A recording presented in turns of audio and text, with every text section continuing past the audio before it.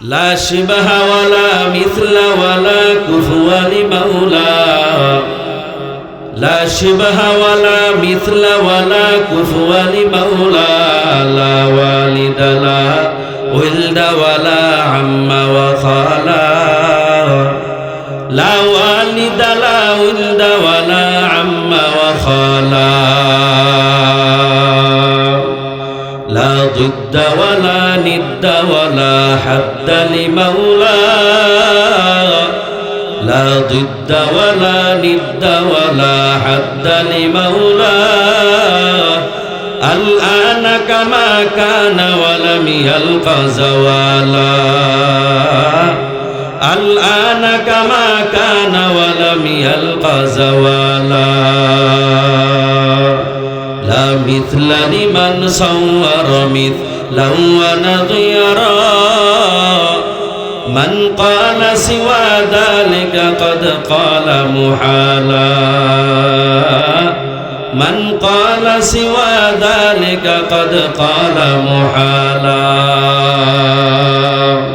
لا قبل ولا بعد ولا وقت زمانا لا قبل ولا بعد ولا وقت زمانا لا مانع لا حاجب لله تعالى لا مانع لا حاجب لله تعالى رب أحد خالق خلق وقديم رب أحد خالق خلق وقديم ذاتا وصفاتا فله العز كمالا ذاتا وصفاتا فله العز كمالا حي ومريد وسميع وبصير والقادر قيوم هو الله تعالى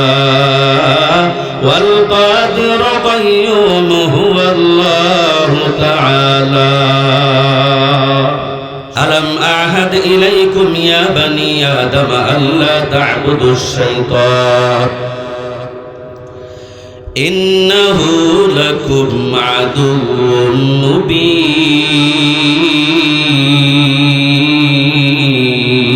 مبين الله بولن أن اعبدوني ألم أعهد إليكم يا بني آدم হে মানিকগঞ্জের মুসলমান অল্প সময়ের ভিতরে দোয়া করে দিব আল্লাহ কি বলেছেন হে মানিকগঞ্জের মুসলমান কার ইবাদত করবা শয়তানের ইবাদত করবা না আল্লাহর ইবাদত করবা কার ইবাদত করবেন জোরে কোন আল্লাহর ইবাদত করবেন কার ইবাদত করবেন জোরে বলেন আর জোরে কোন ألم أعهد إليكم يا بني آدم আল্লাহ বলেন হে বনি আদম শুনো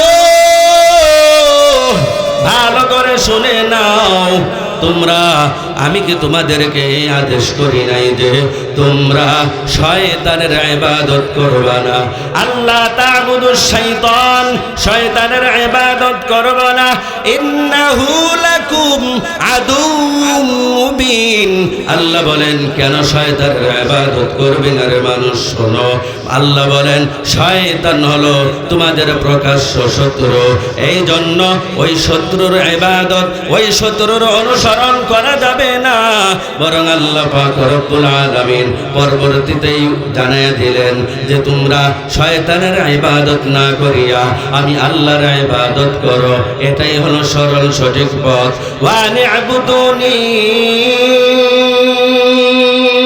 হাদা সিরাতুম মুস্তাকিম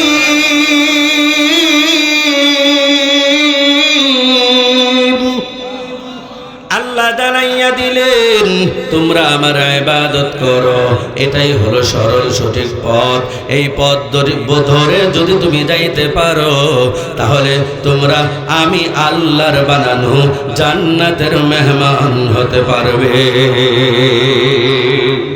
मैं दूर हूँ मजबूर हो ऐ सैयद आलम मैं दूर हूँ मजबूर हो ऐ सैयद आलम दीदार दिखाते नहीं आवाज़ सुना दो दीदार दिखाते नहीं आवाज़ सुना दो मैं सूरत यूसुफ को नहीं चाहने वाला मैं सूरत यूसुफ को नहीं चाहने वाला मैं क़ैस के मानंद नहीं आशिक़ लैला मैं क़ैस के मानंद नहीं आशिक़ लैला मैं आशिक़ मौला हूँ मेरा इश्क़ दीवाना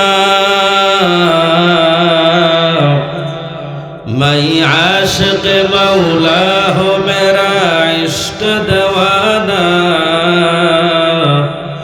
ऐ जुमला जहाँ जिसके तजल्ली से उजाला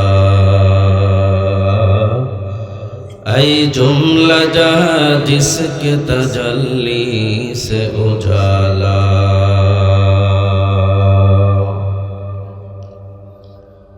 বাহাদিয়া কেন্দ্রীয় জামে মসজিদ ও এলাকাবাসীর ও কবরস্থানের উদ্যোগে আয়োজিত 12তম বার্ষিক ওয়াজ ও মাহফিল 21 ডিসেম্বর 2025 মুহতারাম সম্মানিত সভাপতি সাহেব জনাব মুহাম্মদ জালালউদ্দিন মাস্টার সাহেব সভাপতি বাহাদিয়া কেন্দ্রীয় জামে মসজিদ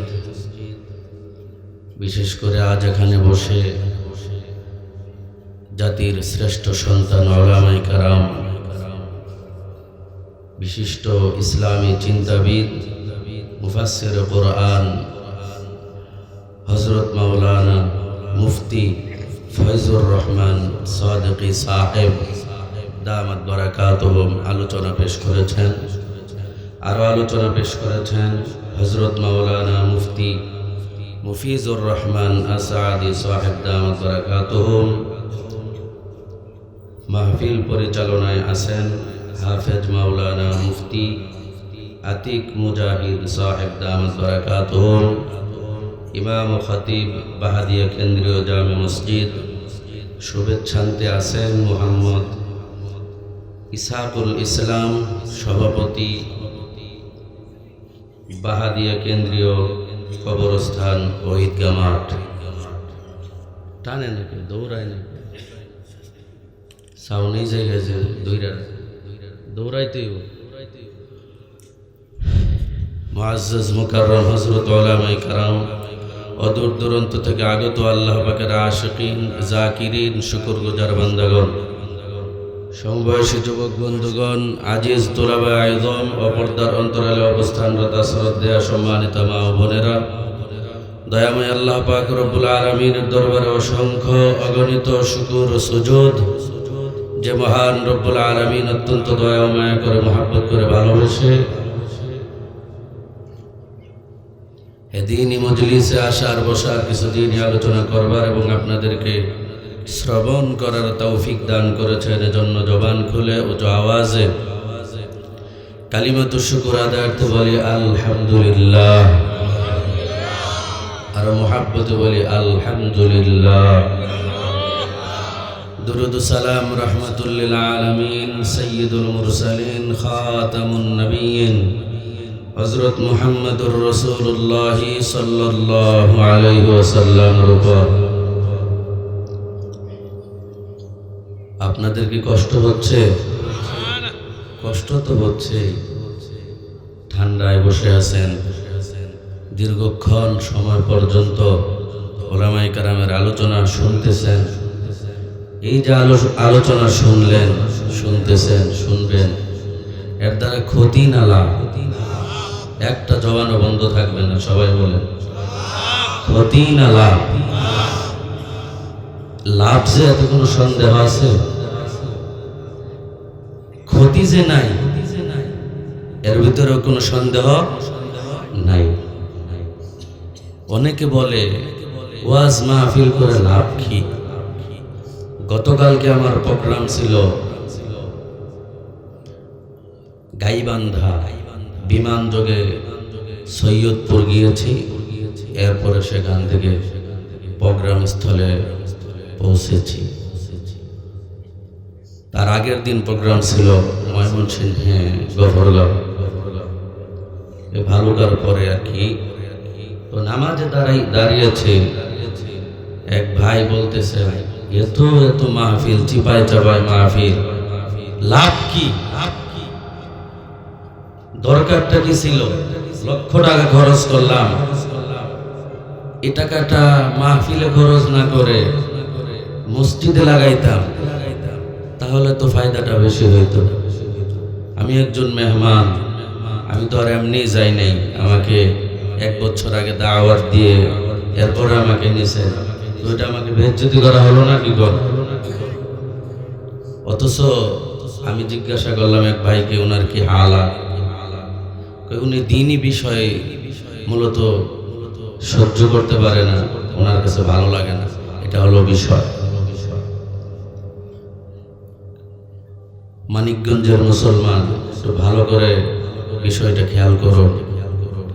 হাদিস শরীফে আসছে, বান্দা যদি একা একা আল্লাহর কথা জমিনে স্বীকার করে, প্রশংসা করে, তাহলে আসমানে আল্লাহ তার বান্দার ব্যাপারে প্রশংসা করে। আর আরেকটু আসতে বলেন, একটু মহাব্বতে একসাথে বলেন। দিল থেকে আওয়াজ আসে নাই, আপনাদের কষ্ট হচ্ছে। সবাই মহাব্বত নিয়ে বলেন সুবহানাল্লাহ।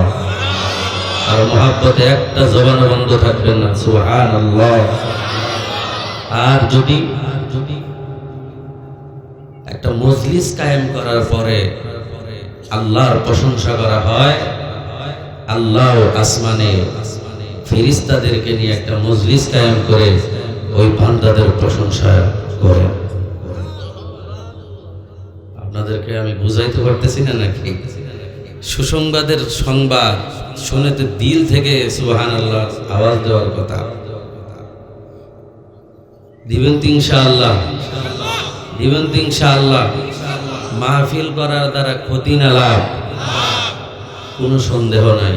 দুনিয়াতে যে যেই লাইনেই থাকুক, যাই কিছু করুক, যত অর্থই কামাই করুক, সঞ্চয় করুক, মৃত্যুর সময় কাফনের কাপড়ের ভিতরে কোটি কোটি কবরে নিয়ে যায়। আপনাদের মানিকগঞ্জের এরকম লাশ আছে?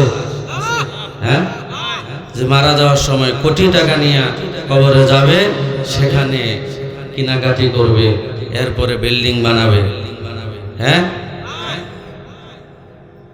সম্ভব না।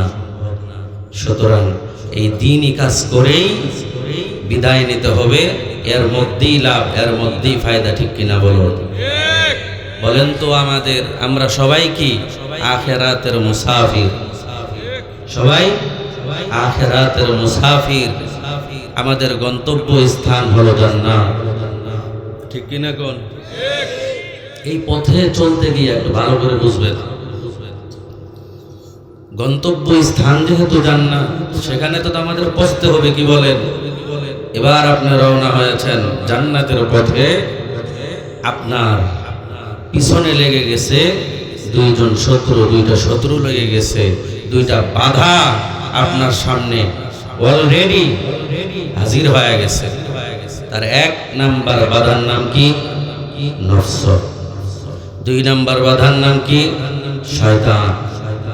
আপনি যাচ্ছেন সোজা পথে, জান্নাতের পথে, কিন্তু আপনাকে কিভাবে এই সোজা পথ থেকে সরাবে তার ফিকির, এটাই সব সময়। আল্লাহ বলেন, ওয়ামা উবাররিউ নাফসি ইন্নান নাফসা লাআম্মারাতুম বিসসু লাআম্মারাতুম বিসসুই ইল্লা মা রাহিমা রাব্বি ইন্না রাব্বি গফুরুর রহিম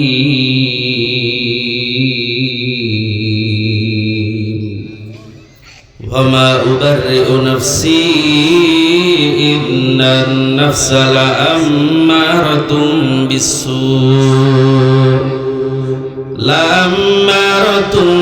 বিসসুই ইল্লা মা রাহিমা রাব্বি ইন্না রাব্বি গফুরুর রহিম।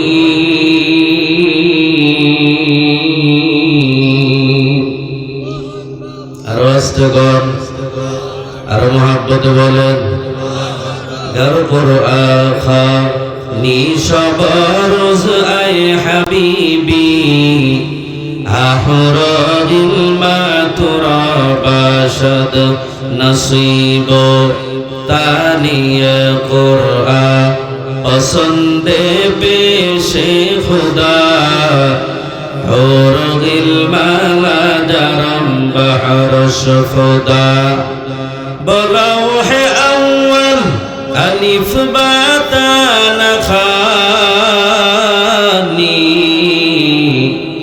বলাও হে আউয়াল আলিফ বা তা না খানি কুরআন দরস খানদান কায়ে তুয়ানি কুরআন দরস খানদান কায়ে তুয়ানি। নফসের কাজ কি? বলে নফসের কাজ হলো সব সময় গুনাহের আদেশ করা, গুনাহের আদেশ করা। নফসের কাজটাই হলো, ও বান্দা তুমি গুনাহের কাজ করো, গুনাহের কাজের ভিতরে লিপ্ত হয়ে যাও। সব সময় শুধু নফসে বলতে থাকে তুমি গুনাহের ভিতরে ডুবে থাকো, গুনাহের কাজ করো, গুনাহের কাজ করো, ঠিক কিনা বলুন?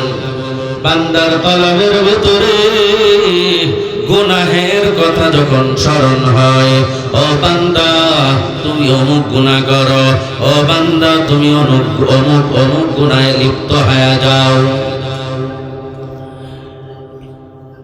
এই কথাটা শয়তানেও বলে, আবার নফসেও বলে, শয়তানেও বলে, নফসেও বলে।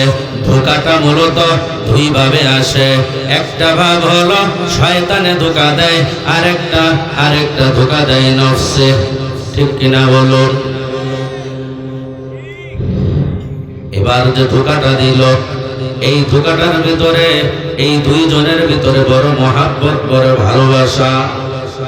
শয়তান চায় বান্দা গুনাহে লিপ্ত হও, নফসেও চায় ও বান্দা তুমি গুনাহে লিপ্ত হয়ে যাও। একবার ধোঁকা দেয় শয়তান, আরেকবার ধোঁকা দেয় নফস। এইভাবে পালা ক্রমে ক্রমে উভয়ই ধোঁকার দিতে থাকে, উভয়ই ধোঁকা দিতে থাকে। এইভাবেই সময় চলতে থাকে, সময় চলতে থাকে। তবে কখন ধোঁকাটা নফসে দিছে আর কখন ধোঁকাটা শয়তানে দিছে, এটা বোঝার সুরত কি? বলে এটাও বোঝার সুরত আছে না নাই? জোরে বলেন, আছে না নাই? অবশ্যই আছে। বলে নফসে কখন ধোঁকা দিল, শয়তানে কখন ধোঁকা দিল, এটা বোঝার সুরত কি? বলে এটা বোঝার সুরত, বলে বান্দার কলবের ভিতরে যখন গুনাহের ইচ্ছা জাগলো, সাথে সাথেই বান্দা আউযু বিল্লাহ পড়বে, লা হাওলা ওয়ালা কুওয়াতা ইল্লা বিল্লাহ পড়বে। আমার সাথে সবাই বলবেন, একটা জবানও বন্ধ থাকবে না, সবাই পড়েন আউযু বিল্লাহি মিনাশ শাইতানির রাজীম।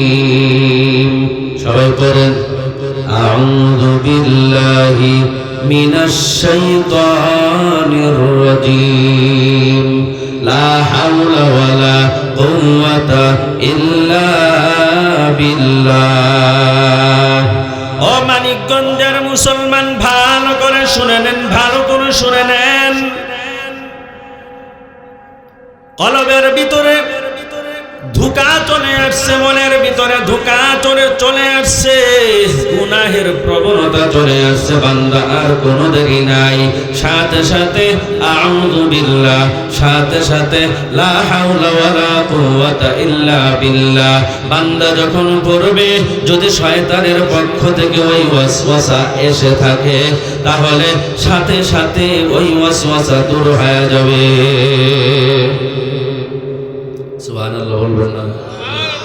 একটু মহব্বতে বলেন না। আউযু বিল্লাহ পড়ার দ্বারা, লা হাওলা বলার পর, ওয়ালা কুওয়াতা ইল্লা বিল্লাহ পড়ার দ্বারা শয়তান যদি ওয়াসওয়াসা দিয়ে থাকে সাথে সাথে দূর হয়ে যাবে। এবার বান্দা যদি ওই ওয়াসওয়াসা দূর না হয়ে কলবের ভিতরে থেকে যায়, অথচ বান্দা আউযু বিল্লাহ পড়েছে, লা হাওলা ওয়ালা কুওয়াতা ইল্লা বিল্লাহ পড়েছে, তাহলে বুঝতে হবে এই ধোঁকা এটা শয়তানের পক্ষ থেকে না, বরং এই ধোঁকা এটা নফসের পক্ষ থেকে, ঠিক কিনা বলুন? এবার নফস বলতেছে তুই গুনাহ করা যাবে কিনা? জোরে কোন করা যাবে না? না, গুনাহ করা যাবে না, গুনাহ পরিত্যাগ করতে হবে, গুনাহ ছেড়ে দিতে হবে। এবার বান্দা নফসের কথা না শুনিয়া এবার বান্দা গুনাহটা পরিত্যাগ করে দিল, ছেড়ে দিল, এর দ্বারা ওই বান্দার মর্যাদা আল্লাহর দরবারে বেড়ে যায়, ঠিক কিনা বলুন? ভাইরা আমার, শয়তানকে আল্লাহ কেন বানাইছেন? কেন বানাইছেন? শয়তানকে আল্লাহ কেন বানাইছেন? শয়তানকে বানানোর কারণ কি? বলে শয়তানকে বানানোর কারণ হলো আল্লাহ পাক রব্বুল আলামিন শয়তানকে বানাইছেন পৃথিবীর ভিতরে একটা নিদর্শন স্বরূপ, একটা নিদর্শন হিসেবে আল্লাহ শয়তানটাকে বানাইছেন। বলে কেন? বলে দুনিয়ার মানুষ শয়তান থেকে যেন শিক্ষা গ্রহণ করে, শয়তান যেন শয়তানকে নিয়ে যেন মানুষ চিন্তা করে, গবেষণা করে যে শয়তান কেন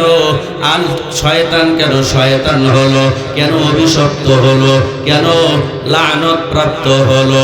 এই বিষয়টা নিয়ে শয়তান মানুষ যদি চিন্তা করে, ফেরেশতারা যদি চিন্তা করে, তাহলে তারা কামিয়াব হবে। বলে কিভাবে? বলে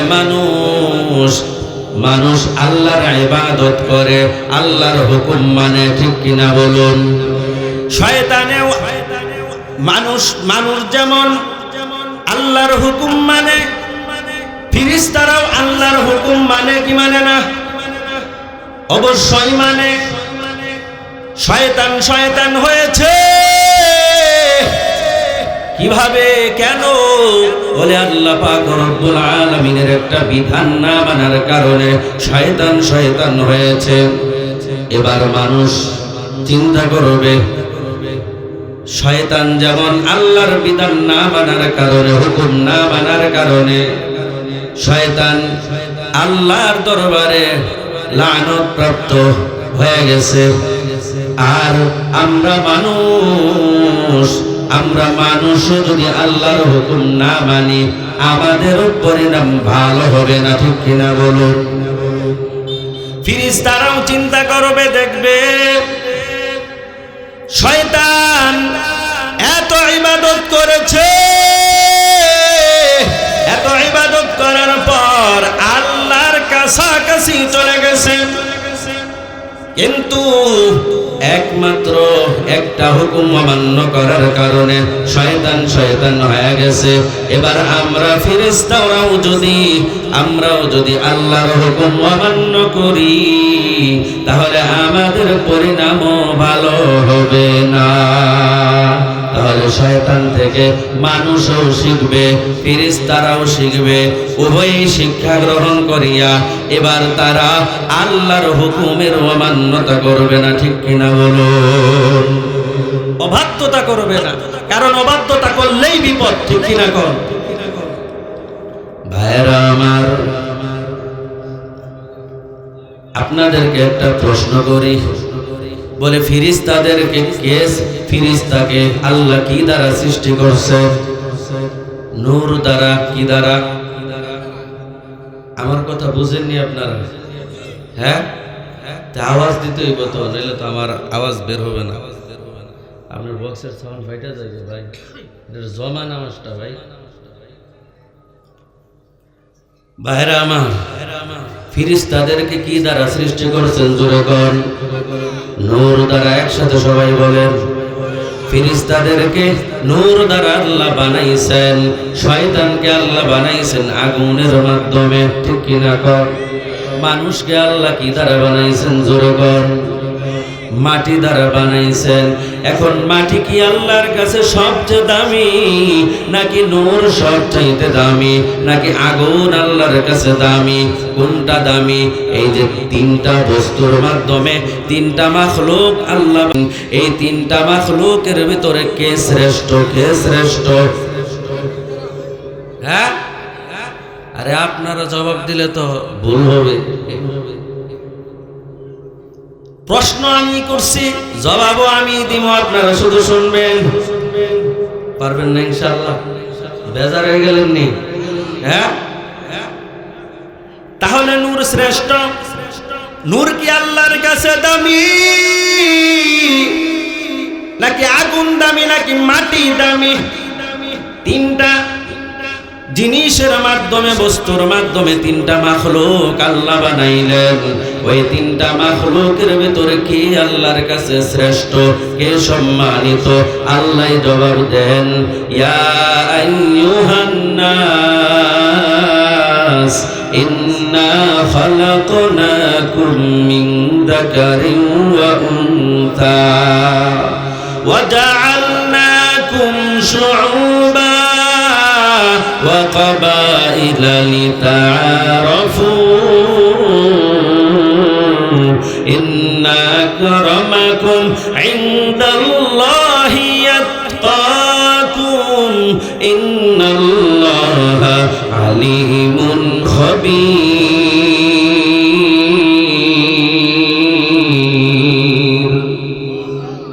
আরো বল। হাই হাই হাই, প্যান্ডেলের বাহিরের মানুষ তো শুনে ফেলবে। আল্লাহর নাম জবানে নিতে কি লজ্জা হয়? একটু মহাব্বতে বলেন আল্লাহু আকবার। দিল থেকে একটা আওয়াজ দেন আল্লাহু আকবার। দিল থেকে যখন ডাকবেন, আল্লাহ আকাশ থেকে ফেরেশতাদেরকে বলবেন, আমাকে ডাকে কেন? বলে আল্লাহ আপনার রহমত চায় বান্দারা, ওদেরকে মাফ করে দিলাম। আমরা যদি মাপ পাওয়া যায়, এটাই তো আমাদের আশা। কি বলেন? তো আল্লাহকে, আল্লাহর কাছ থেকে আমরা যেন মাপ নিতে পারি, এই মহাব্বতে আল্লাহর নামটা নিতে পারবো না ইনশাআল্লাহ? এখন দিল থেকে আওয়াজ দিবেন ইনশাআল্লাহ। তাহলে শ্রেষ্ঠত্বের মাপকাঠি হলো তাকওয়া। শ্রেষ্ঠত্বের মাপকাঠি কি? জোরে বলেন। তাকওয়া। এই তাকওয়া যেই বান্দার কলবের ভিতরে ঢুকছে, আল্লাহর ভয় যেই বান্দার কলবের ভিতরে ঢুকছে, ওই বান্দাই আল্লাহর কাছে সব চাইতে দামি। ঠিক কিনা বলুন? যেই বান্দা নৈকট্য প্রাপ্ত হতে পেরেছে, নৈকট্য লাভ করতে পেরেছে আল্লাহর, ওই বান্দা আল্লাহর কাছে সব চাইতে দামি। ঠিক কিনা বলুন?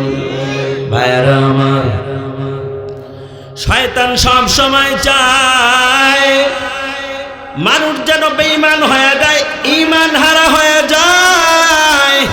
মানুষ যেন ঈমান নিয়ে না থাকতে পারে, মানুষগুলো যেন বেঈমান হয়ে যায়। শয়তানের সব সময় এই চাওয়াটাই শয়তানের থাকে। বুখারী শরীফের হাদিস শরীফের ভিতরে আসছে, হাদিসটা বুখারী শরীফে আসছে 3276 নম্বর হাদিস। হযরতে আবু হুরায়রা রাদিয়াল্লাহু তাআলা আনহু থেকে হাদিস বর্ণিত। আল্লাহর রাসূল সাল্লাল্লাহু আলাইহি ওয়াসাল্লাম উম্মতদেরকে সতর্ক করে দিলেন, ও ও মানিকগঞ্জের মুসলমান, বাহাদিয়ার মুসলমান, ভালো করে শুনে নেন, কাজে লাগবে। শয়তানের পক্ষ থেকে আপনি বাঁচতে পারবেন, শয়তান থেকে আপনি বাঁচতে পারবেন। নবীর কথা সত্য না মিথ্যা? জোরে কর, একটু মহব্বতে বলেন। আল্লাহর কথা সত্য কিনা? জোরে কর। নবীর কথা সত্য কিনা? জোরে কর। কোনো সন্দেহ নাই, নবীজি উম্মতদেরকে সতর্ক করে দিলেন, সতর্ক করে দিলেন। ইয়াতি শাইতানু আহাদাকুম ফায়াকুলু মান খালাকা কাদা মান খালাকা কাদা। আল্লাহর রাসূল বলেন, ও আমার উম্মতের দল, তোমরা সাবধান হয়ে যাও, সাবধান হয়ে যাও। বলে কেন? কেন জানো? ইয়াতি শাইতানু আহাদাকুম, বলে তোমাদের কারো নিকট শয়তান আসতে পারে। কল্পনা করতে পারে নবীজির কথা, তোমাদের কারো নিকট শয়তান আসতে পারে। বলে শয়তান আসার পর এবার ইয়াতি শাইতানু আহাদাকুম ফায়াকুলু মান খালাকা কাযা মান খালাকা কাযা। একটু ভালো করে খেয়াল করুন। এবার শয়তান এসে বলতে থাকবে, এই বস্তুটা কে বানাইছে, ওই বস্তুটা কে বানাইছে, এই জিনিসটাকে তৈরি করেছে। নবীজি ডাইরেক্ট বলতেছেন, শয়তান এসে বলবে এটাকে বানাইছে, ওটাকে বানাইছে। আমি যদি আপনাদেরকে প্রশ্ন করি, এই কোটটাকে বানাইছে, এর একটা বানানেওয়ালা আছে না নাই? একটা কোম্পানি আছে না নাই? এই রুমালটা কে বানাইছে, এরও তো একটা ফ্যাক্টরি আছে না নাই? যদি বলি এই মাইক, এটা কোন কোম্পানি বানাইছে, এরও একটা জবাব আছে, ঠিক কিনা বলুন? যদি এই ডেকোরেশনের কথা জিজ্ঞাসা করি, কে আপনারা উত্তর দিতে পারবেন, ঠিক কিনা বলুন? এবার যদি দুনিয়ার সব কিছুর বানানিওয়ালা থাকে, তাহলে শয়তান প্রশ্ন করতে থাকবে, এই বস্তুকে বানাইছে, ওই বস্তুকে বানাইছে। এবার বান্দা জবাব দিবে অমুক অমুক। এবার রাসূল বলেন, হাত্তা ইয়াকুলা মান খালাকা রাব্বাক। খুব ভালো করে খেয়াল করুন। হঠাৎ করিয়া শয়তান বলবে, তাহলে বল তোর রবকে কে বানাইছে? এবার কি উত্তর দিবেন? এবার তো ঈমান নিয়ে প্রশ্ন, বেঈমান বানায়া ফেলবে। বলবেন কি আপনি? জবাব নাই, বলে জবাব দিলেই বেঈমান। রাসূল বলেন, ফায়াকুলু মান খালাকা কাযা হাত্তা ইয়াকুলা মান খালাকা রাব্বাক ফাইদা বালাগাহু ফালইস্তাইদ বিল্লাহি ওয়ালিয়ান্তা। নবী বলেন, যদি হালাতটা এই পর্যায়ে পৌঁছে যায়, তাহলে একটা মুহূর্ত দেরি করবা না, তাহলে সাথে সাথেই সে যেন আল্লাহর কাছে আশ্রয় চায়, আর সে যেন ওই জায়গার ভিতরেই থেমে যায়। তার কারণ বান্দা আল্লাহ নিয়ে গবেষণা করবে না, বরং আল্লাহর সৃষ্টি নিয়ে গবেষণা যদি কেউ করে, তাহলে সে আল্লাহর পরিচয় পেয়ে যাবে, ঠিক কিনা বলুন? ভাইরা আমার, মুসলমান কাকে বলা হয়? মুসলমানকে আমরা তো বাপ সূত্রে মুসলমান, মা সূত্রে মুসলমান, ঠিক কিনা বলুন? এই যে আমরা মুসলমান, যদিও বাপ সূত্রে মুসলমান, মা সূত্রে মুসলমান, এটাও একটা বড় নিয়ামত, ঠিক কিনা বলুন? কারণ একজন হিন্দু ভাই, একজন হিন্দু বোন, তারা চাইলেই ইসলাম গ্রহণ করতে পারবে না, ঠিক কিনা বলুন? কিন্তু আমরা মুসলমান, আমাদের কেমন গুণ থাকা দরকার, আমাদের পরিচয় জানার দরকার, আমরা যে মুসলমান, ঠিক কিনা বলো? হযরত ওমর ফারুক রাদিয়াল্লাহু তাআলা আনহুর জামানা চলতেছে। হযরত ওমর ফারুক রাদিয়াল্লাহু তাআলা আনহুর জামানা চলতেছে। এমন সময় আল্লাহর নবীর একজন সাহাবী উবাইদা ইবনুল জাররাহ রাদিয়াল্লাহু তাআলা আনহু, তিনি একদম সাহাবায়ে কেরামদেরকে নিয়া যুদ্ধরত কাফেরদের দুর্গকে অবরোধ করে ফেললেন। এত বড় দুর্গ, যেই দুর্গটাকে বেষ্টনী দিয়ে অবরোধ করে রাখলেন মুসলমানরা, কাফেরদের দুর্গ। বলে এই দুর্গটা এই যে অবরোধ করলেন, বলে অবরোধ শুধু দীর্ঘই হচ্ছে, দীর্ঘই হচ্ছে, দীর্ঘায়িতই হচ্ছে, অবরোধ শেষ হচ্ছে না।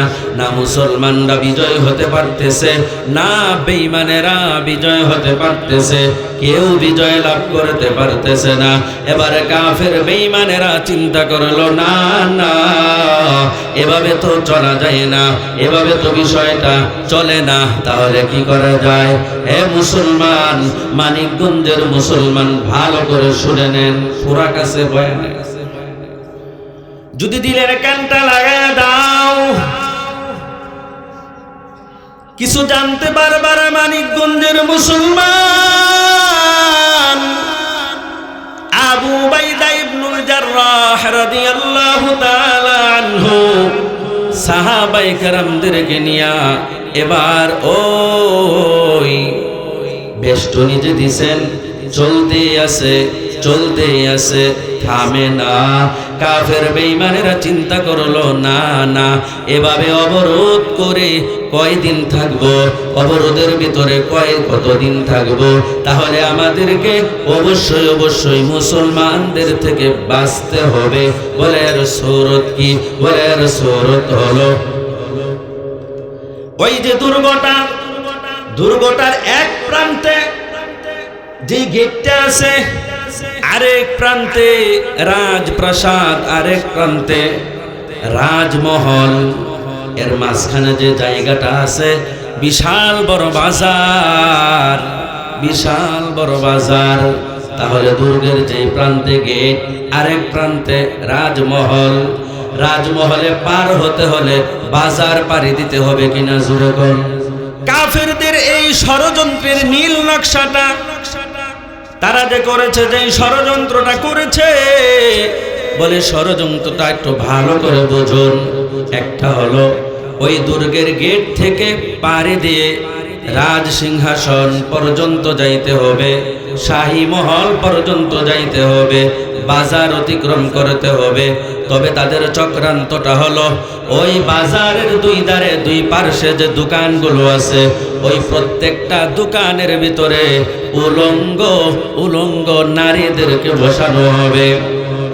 এরপরে বসানোর পর তাদেরকে বলে দেওয়া হবে, নবীর সাহাবায়ে কেরাম যদি তারা তোমাদের সাথে অপকর্ম করতে আসে তাহলে তোমরা করতে দিবে, যদি তোমাদের সাথে যা কিছুই করতে চাই করতে দিবে, যদি তোমাদের প্রেমের মাধ্যমে বিভিন্ন অঙ্গভঙ্গির মাধ্যমে যদি তোমরা তোমাদের ওই ষড়যন্ত্রের জালের ভিতরে যদি ফেলতে পারো, তাহলে আমরা পিছন দিক থেকে আমরা তাদেরকে কচু কাটা করে ফেলব।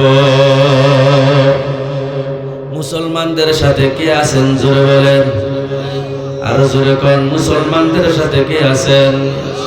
সন্দেহ আছেন? কে আছেন জোরে কোন, আরো জোরে বলেন, কে আছেন? আল্লাহ আছেন মুসলমানদের সাথে, কোনো সন্দেহ নাই। সংবাদ পৌঁছে গেছে আবু উবাইদা ইবনুল জাররাহ রাদিয়াল্লাহু তাআলা আনহুর কাছে। আবু উবাইদা ইবনুল জাররাহ রাদিয়াল্লাহু তাআলা আনহু সংবাদটা পাওয়ার পর নবীর সাহাবায়ে কেরামদের কাছে চলে গেলেন, একটু দেরি করলেন না। সবাইকে ডাকলেন, এদিকে আসেন। সবাই এসে হাজির। ডাক দিয়া বলেন, সবাই শুকরিয়া আদায় করুন, সবাই আলহামদুলিল্লাহ বলুন। বলে কেন? বলে এতদিন পর্যন্ত কাফেরেরা আমাদের দিকে আক্রমণের অস্ত্র তারা ধরে রেখেছিল, তাক করে রেখেছিল অস্ত্র, ওই অস্ত্র এখন আমাদের থেকে নামিয়ে ফেলেছে। এজন্য আমরা কি করব? আল্লাহ দরবারে শুকরিয়া আদায় করব। প্রথমে শুকরিয়া আদায় করলেন, এরপরে বললেন, আমি উবাইদা ইবনুল জাররাহ, আমার দিলের ভিতরে আসতেছে উবাইদা ইবনুল জাররাহ বলেন, কাফেরেরা কোনো না কোনো ষড়যন্ত্রের জাল বিছায়া রাখছে, কারণ এতদিন পর্যন্ত অবরোধ করে আমাদেরকে মারার জন্য চেষ্টা করেছে, এতদিন পর্যন্ত আমাদের ক্ষতির পিছনে ছিল, অথচ এখন আমাদেরকে দাওয়াত দেয়। তার মানে এখানে বিষয়টা সহজ হবে না, এখানে কোনো ঝামেলা আছে। অতএব আমি আপনাদেরকে একটা আমল দিতে চাই, ওই আমলটা যদি আপনারা গ্রহণ করতে পারেন তাহলে আপনাদেরকে তারা কোনো অবস্থাতেই ক্ষতি করতে পারবে না। বলে আমল কি বলুন, আমলটা বলে দেন।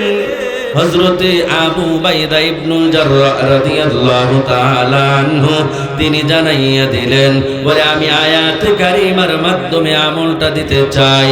ওই আয়াতে কারিমা দুর্গের ভিতরে যখন পা রাখবেন, পা রাখার সাথে সাথে ওই আয়াতে কারিমা তিলাওয়াত করতে থাকবেন, আর দিলের ভিতরে খেয়াল করতে থাকবেন আয়াতে কারিমায় আল্লাহ কি বলেছেন। এবার যখন আপনারা ওই আয়াতে কারিমা তিলাওয়াত করতে থাকবেন আর কলবের মাধ্যমে যখন এটা বিষয়টা চিন্তা করতে থাকবেন, আল্লাহ পাক রব্বুল আলামিন সমস্ত ষড়যন্ত্র থেকে আপনাদেরকে কুদরতিভাবে হেফাজত করবে। এবার আমলের আয়াতটা পড়লেন, قل للمؤمنين يغضوا من أبصارهم ويحفظوا فروجهم إن الله خبير بما يصنعون।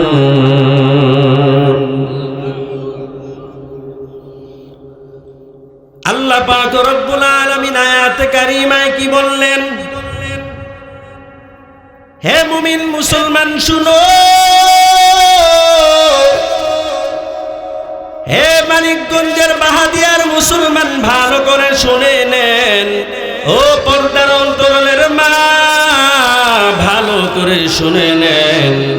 আয়াতে কারিমায় আল্লাহ পাক রব্বুল আলামিন জানাইয়া দিলেন, ও আমার বান্দারা শুনো, তোমরা তোমাদের চক্ষুকে, তোমরা তোমাদের চোখের হেফাজত করো, তোমরা তোমাদের লজ্জাস্থানের হেফাজত করো। আল্লাহ বলেন, এই দুইটা যদি হেফাজত করতে পারো, এই দুইটা এমন জিনিস জানো, বলে এই দুইটার হেফাজত মানে হলো এটা মহাপবিত্রতা, এটা তোমাদের জন্য। চোখের হেফাজত, লজ্জাস্থানের হেফাজত, মহাপবিত্রতা, এটা মুসলমানদের জন্য, ঠিক কিনা বলুন? বেঈমানরা মানলেও সমাজে শান্তি আসবে, ঠিক কিনা বলুন? মুসলমান এবার যখন আবু উবাইদা ইবনুল জাররাহ রাদিয়াল্লাহু তাআলা আনহু আমল যখন দিয়া দিলেন, এবার প্রত্যেকটা সাহাবায়ে কেরাম, প্রত্যেকজন সাহাবায়ে কেরাম এক এক কি করলেন? গেট দিয়ে এবার দুর্গের ভিতরে ঢোকা আরম্ভ করলেন। জবানের ভিতরে আয়াতে কারিমা আর ওই চিন্তার ফিকির আয়াতে আল্লাহ পাক রব্বুল আলামিন কি বলছেন, ওই ফিকির করতেছেন। এবার ঢুকছেন আর বাজার অতিক্রম করতেছেন। এইভাবে যাইতে বিশাল বাজার অতিক্রম করতেছেন, কোনো দিকেই লক্ষ্য করেন না, কোনো দিকেই তাকান না। এইভাবে যাইতে একেবারে রাজমহল পর্যন্ত পৌঁছে যায়। সিংহাসন পর্যন্ত যখন পৌঁছে যায়, দেখা যায় একজন সাহাবায়ে কেরাম ওই উলঙ্গ নারীরা তাদেরকে ধোঁকা দিতে পারে নাই, মিয়া একটা সেকেন্ডের জন্য কথা বলতে পারে নাই, বরং প্রত্যেকজন সাহাবী আর নবীর সাহাবায়ে কেরাম এক এক করিয়া একেবারে ওই রাজ সিংহাসন পর্যন্ত যখন পৌঁছে যায়, এবার এই মারাত্মক এই যে হালাতটা, এই যে চক্রান্তটা, এটা শহরবাসী তাকায়। মানিকগঞ্জের মুসলমান কাকে বলে এখান থেকে শিখো। সাহাবায়ে কেরাম কেমন ছিল, মানিকগঞ্জের মুসলমান সাহাবায়ে কেরামের পরিচয় নাও। সমাজে এমন কিছু অভিশপ্ত মানুষ আছে যারা সাহাবায়ে কেরামের ব্যাপারে বিদ্বেষ রাখে, আছে না নাই জোরে কোন? অথচ সাহাবায়ে কেরাম কি, সাহাবায়ে কেরাম কি? তুমি কি আদৌ সাহাবায়ে কেরামের মতো হতে পারছো কিনা একটু চিন্তা করো শুনি। তোমার আর আমার ঈমানের হালাতটা কি, আর তাদের ঈমানের হালাতটা কি? পাল্লার ভিতরে রেখে যদি মাপ দাও তাহলে টের পাওয়া যাবে, ঠিক কিনা বলুন? নবীর সাহাবায়ে কেরাম একজন নারীও নবীর সাহাবায়ে কেরামকে পথ থেকে বিচ্যুতি করতে পারেন নাই, পদচ্যুত করতে পারেন নাই, সঠিক পথ থেকে সরাইতে পারে নাই। এই হালাত যখন শহরবাসী দেখেছে যে কাফের বেঈমানরা এত মারাত্মক পর্যায়ের একটা পরীক্ষা নিয়েছে, এত মারাত্মক পর্যায়ের একটা শত্রুতা করেছে, এরপরেও নবীর সাহাবায়ে কেরাম তাদের ষড়যন্ত্রে পা না দিয়ে, যেহেতু তারা বাজারের এ প্রান্ত থেকে ওই প্রান্ত পর্যন্ত পৌঁছে গেছে, শাহী মহল পর্যন্ত পৌঁছতে পেরেছে, বোঝা যায় ইসলাম ধর্ম হলো সত্য ধর্ম, এতে কোনো সন্দেহ নাই। এবার যখন বিষয়টা বেঈমানদের বুঝে আসছে, সাথে সাথে আর দেরি নাই, শহরবাসীরা দলে দলে এসে কালিমা পড়ে মুসলমান হয়ে গেছে।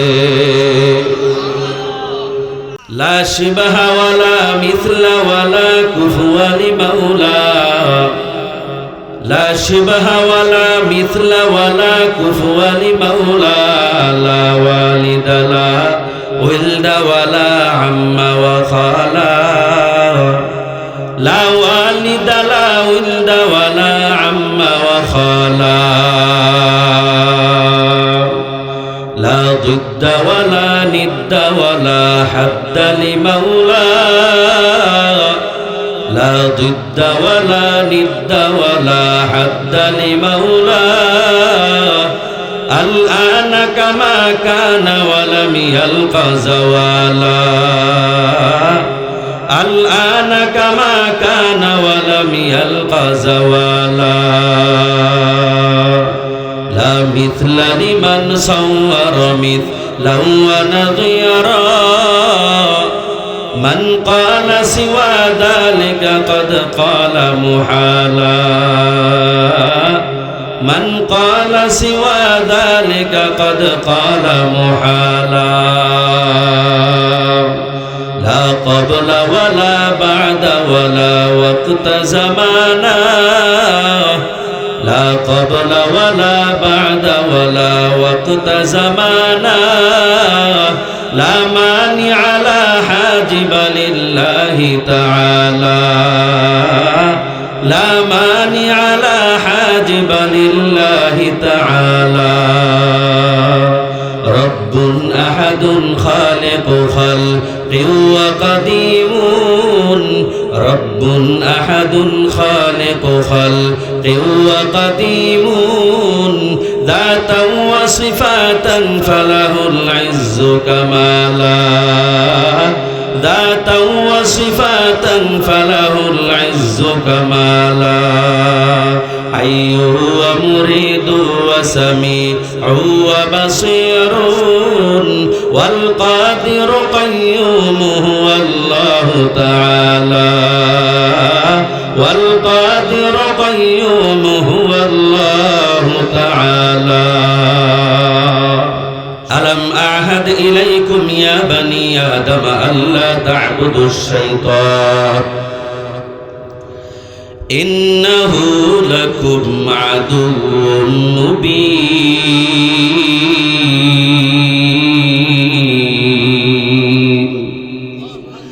আল্লাহ বলেন আনি আবুদুনি আলাম্মা আহাদ ইলাইকুম ইয়া বানি আদম। হে মানিকগঞ্জের মুসলমান, অল্প সময়ের ভিতরে দোয়া করে দিব। আল্লাহ কি বলেছেন? হে মানিকগঞ্জের মুসলমান, কার ইবাদত করবা? শয়তানের ইবাদত করবা না, আল্লাহর ইবাদত করবা। কার ইবাদত করবেন? জোরে কোন। আল্লাহর ইবাদত করবেন। কার ইবাদত করবেন? জোরে বলেন, আরো জোরে কোন। আলাম্মা আহাদ ইলাইকুম ইয়া বানি আদম। আল্লাহ বলেন, হে বনি আদম শুনো, ভালো করে শুনে নাও। তোমরা, আমি কি তোমাদেরকে আদেশ করি নাই যে তোমরা শয়তানের ইবাদত করবা না? আল্লাহ তা'বুদুশ শাইতান, শয়তানের ইবাদত করবা না। ইন্নাহু লাকুম আদুউম মুবিন। আল্লাহ বলেন, কেন শয়তানের ইবাদত করবে না রে মানুষ? শোনো, আল্লাহ বলেন শয়তান হলো তোমাদের প্রকাশ্য শত্রু। এই জন্য ওই শত্রুর ইবাদত, ওই শত্রুর অনুসরণ করা যাবে না, বরং আল্লাহ পাক রব্বুল আলামিন পরবর্তীতেই জানায়া দিলেন যে তোমরা শয়তানের ইবাদত না করিয়া আমি আল্লাহর ইবাদত করো। এটাই হলো সরল সঠিক পথ। ওয়া নি'বুদুনি হাদা সিরাতুম মুস্তাকিম।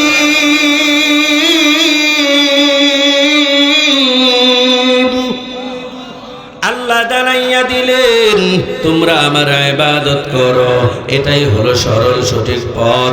এই পথ ধরে যদি তুমি যাইতে পারো, তাহলে তোমরা আমি আল্লাহর বানানো জান্নাতের মেহমান হতে পারবে।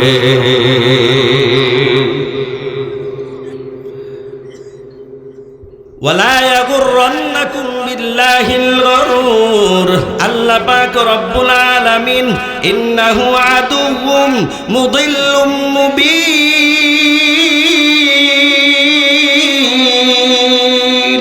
এটা কার আয়াত? কে নাযিল করেছেন? জোরে কোন। আয়াত কারিমা আল্লাহ নাযিল করেছেন বান্দার জন্য। আবার বলেছেন ওয়ালা ইয়াগুররান্নাকুম বিল্লাহিল গরুর। আল্লাহ জানাইয়া দিছেন, হে মানিকগঞ্জের মুসলমান, তোমরা ভালো করে শুনে নাও। আল্লাহ জানাইয়া দিছেন তোমাদেরকে যেন কোনো প্রতারণাকারী, কোনো শয়তান, কোনো প্রতারণাকারী আল্লাহ থেকে তোমাদেরকে যেন দূরে সরাইয়া না দিতে পারে। আমরা কার পক্ষ গ্রহণ করব? জোরে বলেন, আল্লাহর পক্ষ। ঠিক কিনা বলেন? এই যে আয়াতে কারিমাগুলো শুনাইলাম, এই আয়াতে কারিমার মাধ্যমে স্পষ্ট হয়ে গেছে যে শয়তান একটা মারাত্মক পর্যায়ের প্রতারক। ঠিক কিনা বলুন? শয়তান একটা মারাত্মক পর্যায়ের প্রতারক। এই প্রতারক থেকে বাঁচতে হবে। এমনকি এই প্রতারকের প্রতারণা থেকে বেঁচে বান্দা একজন আদর্শবান মানুষ তোমার হতে হবে। একটা গুরুত্বপূর্ণ কথা বলি, সবাই শুনবেন তো ইনশাআল্লাহ? তার মানে কি? আগের গুলা যা বলছি গুরুত্বপূর্ণ না, এটা তার চেয়ে আরো মারাত্মক গুরুত্বপূর্ণ। সবাই শুনবেন তো ইনশাআল্লাহ? হাদিস শরীফের ভিতরে আসছে, মানিকগঞ্জের বাহাদিয়া এলাকার মানুষ ও পর্দার অন্তরালের মা ভালো করে শুনে নেন। সমাজের মা বোনেরা যদি আল্লাহওয়ালা হয়ে যায়, যদি গীবতকারী না হয়, যদি স্বামীর খেদমতদার হয়ে যায়, যদি আল্লাহওয়ালা হয়ে যায়, তাহলে সমাজের ভিতরে এমনি আল্লাহর পক্ষ থেকে শান্তি নাজিল হতে থাকবে, ঠিক কিনা বলুন? আছে না মা বোনেরা? এই জন্য হে মানিকগঞ্জের পর্দার অন্তরের মা, ভালো করে শুনে নেন। হে মানিকগঞ্জের যুবক ভাইরা, ভালো করে শুনে নাও, বড় সাবধান, খুব সাবধান।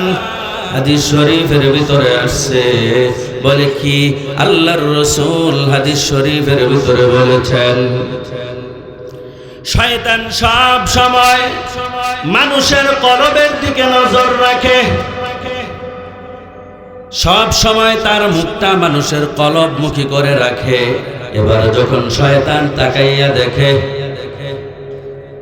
যে ওই মানুষটা আল্লাহর স্মরণে আছে, আল্লাহর জিকির তার কলবের ভিতরে চলতেছে, আল্লাহর স্মরণে আছে বান্দা, এবার হাদিস শরীফের ভিতরে আসছে, তখন ওই শয়তান ওই বান্দার কাছে যাইতে পারে না, বরং ওই বান্দার থেকে দূরে সরতে থাকে, বান্দার থেকে দূরে সরে চলে যায়।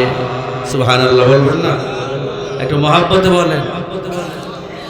এবার আবার তাকাইয়া দেখে বান্দার কলবের দিকে মুখটা ফিরাইয়া শয়তান সব সময় বসে থাকে। এবার যখন তাকাইয়া দেখে বান্দা আল্লাহর স্মরণ থেকে গাফেল হয়ে আছে, আল্লাহর জিকির থেকে গাফিল হয়ে আছে, বান্দা বান্দি আল্লাহর স্মরণে নাই। এবার শয়তান কি করে, কলবের ভিতরে ওয়াসওয়াসা দিতে থাকে, কলবের ভিতরে গুনাহের প্রবণতা তৈরি করতে থাকে, কলবে ওয়াসওয়াসা দিতে থাকে, ওয়াসওয়াসা দিতে থাকে, ওয়াসওয়াসা পড়তে থাকে কলবে, ওয়াসওয়াসা দিতে দিতে দিতে দিতে একটা পর্যায়ে মানিকগঞ্জের ওই যুবক ভাইটাকে একটা মারাত্মক অপরাধের ভিতরে ঢুকাইয়া দেয়। এই জন্য বান্দা, এই জন্য মানিকগঞ্জের মা বোনেরা খুব সাবধান, সব সময় কলবের ভিতরে আল্লাহর স্মরণ রাখতে হবে। তাহলে ওই বান্দা ওই বান্দি নিঃসন্দেহে আল্লাহ পাক রব্বুল আলামিনের রহমতের মাধ্যমে, আল্লাহ পাক রব্বুল আলামিনের দয়ার মাধ্যমে ওই বান্দা ওই বান্দি কুদরতি ভাবে ওই শয়তানের শয়তানি থেকে হেফাজতে থাকবে।